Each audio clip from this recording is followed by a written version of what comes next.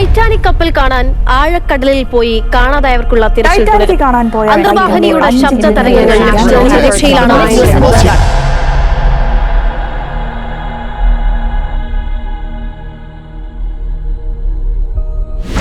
Atlantic ഓഷനിൽ 111 വർഷങ്ങൾക്ക് മുമ്പ് മുങ്ങിയ ടൈറ്റാനിക് കപ്പലിന്റെ അവശിഷ്ടങ്ങൾ കാണാനായി പോയ ടൈറ്റൻ സബ്മറൈനായുള്ള തിരച്ചിലുകൾ തുടരുകയാണ്. പൈലറ്റ് ഉൾപ്പെടെ 5 സഞ്ചാരികളുമായി പോയ ഓഷ്യൻ ഗേറ്റ് എന്ന കമ്പനിയുടെ ടൂറിസ്റ്റ് സബ്മറൈൻ ടൈറ്റൻ സബ്മെർസിബിൾ ഞായറാഴ്ച പുലർച്ചെയോടെയാണ് കാണാതായത്. ഇവർക്ക് വേണ്ടിയുള്ള തിരച്ചിൽ പുരോഗമിക്കുകയാണ്. ഓഷ്യന്റെ ഉപരിതലത്തിൽ നിന്ന് 12,500 അടി താഴെ മുങ്ങിക്കിടക്കുന്ന ടൈറ്റാനിക് കപ്പലിന്റെ അവശിഷ്ടങ്ങൾ ഏറ്റവും അടുത്ത് നേരിട്ട് കാണുവാനുള്ള യാത്രയാണ് ടൈറ്റൻ സബ്മെർസിബിൾ വാഗ്ദാനം ചെയ്യുന്നത്.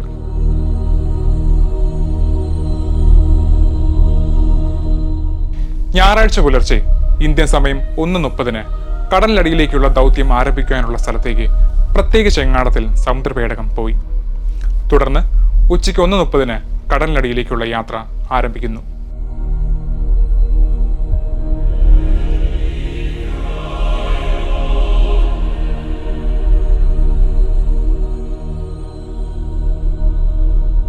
എന്നാൽ 3:30 അതായത് ദൗത്യം ആരംഭിച്ച് 1.25 മണിക്കൂർ കഴിഞ്ഞതോടെ കടലിലെ കപ്പലിനും ടൈറ്റനുമായുള്ള ബന്ധം നഷ്ടമായി. പ്രാഥമിക അന്വേഷണങ്ങൾക്കും തിരച്ചിലുകൾക്കും ശേഷം ടൈറ്റൻ കാണാതായതായി പ്രഖ്യാപിക്കപ്പെടുകയായിരുന്നു. കാനഡയിലെ ന്യൂ ഫൗണ്ട് ലാൻഡിൽ നിന്ന് 700 കിലോമീറ്റർ അകലെയാണിത് കാണാതായിരിക്കുന്നത്. 17 ബോട്ടുകൾ ഉപയോഗിച്ച് പുറത്തുനിന്ന് പൂട്ടിയാണ് ടൈറ്റനെ സമുദ്രത്തിലേക്ക് വിക്ഷേപണം നടത്തിയിരിക്കുന്നത്. അതുകൊണ്ട് തന്നെ അകത്തുനിന്ന് തുറക്കുക എന്നത് സാധ്യമല്ല. 6.7 മീറ്റർ നീളവും 10,432 കിലോഗ്രാം ഭാരവുമുള്ള ഓഷ്യൻ ഗേറ്റ് ടൈറ്റൻ സബ്മെർസിബിൾ ആഴക്കടൽ പര്യവേക്ഷണത്തിന് പ്രത്യേകമായി നിർമ്മിച്ചതാണ്. കാർബൺ ഫൈബർ, ടൈറ്റാനിയം എന്നിവ ഇതിന്റെ നിർമ്മാണത്തിനായി ഉപയോഗിച്ചിരിക്കുന്നത്. ഒരേ സമയം ഇത് നിയന്ത്രിക്കുന്ന പൈലറ്റ് ഉൾപ്പെടെ 5 പേർക്ക് ഇതിൽ സഞ്ചരിക്കാം. മണിക്കൂറിൽ പരമാവധി 5.5 കിലോമീറ്റർ വേഗതയാണ് ഈ ഒരു പേടകത്തിന് ഉള്ളത്. ഓഷ്യനിൽ 4000 മീറ്റർ താഴ്ചയിൽ, അതായത് 13,123 അടി താഴ്ചയിൽ സഞ്ചരിക്കുവാൻ ഇതിന് സാധിക്കും. അതേസമയം ഓഷ്യനിൽ 3800 മീറ്റർ താഴ്ചയിലാണ് ടൈറ്റാനിക് കപ്പലിന്റെ അവശിഷ്ടങ്ങൾ കിടക്കുന്നത്. സുഗമമായ യാത്രയ്ക്കായി നിരവധി സംവിധാനങ്ങളാണ് ഇതിൽ ഒരുക്കിയിരിക്കുന്നത്. എന്താണ് പേടകത്തിനുള്ളിൽ നടക്കുന്നതെന്ന് അറിയാൻ റിയൽ ടൈം ട്രാക്കിംഗ് സംവിധാനം ഇതിനുള്ളിലുണ്ട്.